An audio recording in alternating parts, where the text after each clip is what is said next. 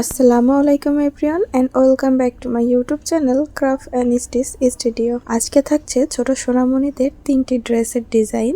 তো এখানে ছোট ছোট বাচ্চাদের কিভাবে ডিজাইন করে কামিজ মেক করবেন, প্লাজো মেক করবেন, সেগুলোরই একটা ওভারঅল আইডিয়া পাবেন ইনশাআল্লাহ। প্রথমে যেটি দেখাচ্ছি এটা একেবারেই সিম্পল ভাবে তৈরি করেছি, তবে হাতা কিন্তু আমি একটু লং করেছি এবং ঘটি হাতা কোয়ালিটির মেক করেছি এবং নিচের দিকে কিন্তু আমি ইলাস্টিক দিয়েছি। আর এই যে সালোয়ারটি দেখুন, অল্প ঘেরের প্লাজো তৈরি করেছি এবং নিচে লেস ব্যবহার করেছি। তো একই রকমভাবে কিন্তু এই ড্রেসটির যে প্যাটার্ন অবলম্বন করেছি, এই প্যাটার্ন অবলম্বন করে আপনারাও কিন্তু ড্রেসটি মেক করতে পারেন। তো এটা কিন্তু খুব সিম্পল তবে এলিগেন্ট একটি লুক দিয়েছে।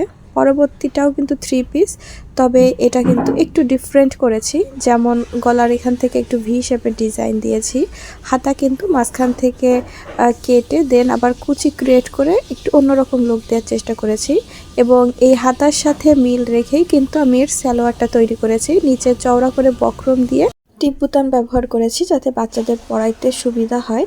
তো এটা হচ্ছে আমাদের দুটো 3 পিসের ডিজাইন ছিল এবং এখন যেটা দেখাচ্ছি এটা কিন্তু একটি ফ্রকের ডিজাইন, তবে এটার হাতা কিন্তু প্রচুর ফ্লাপি দিয়েছি।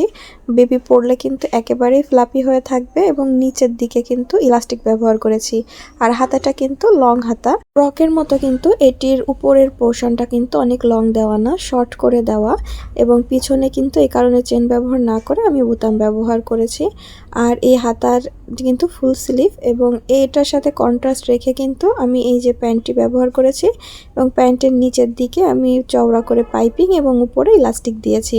এই ড্রেসগুলো টিউটোরিয়াল শেয়ার করতে চেয়েছিলাম, তবে সময় স্বল্পতার কারণে সেটা সম্ভব হয়ে ওঠেনি। তাই ভাবলাম আপনাদের সাথে ডিজাইনগুলো না হয় শেয়ার করি।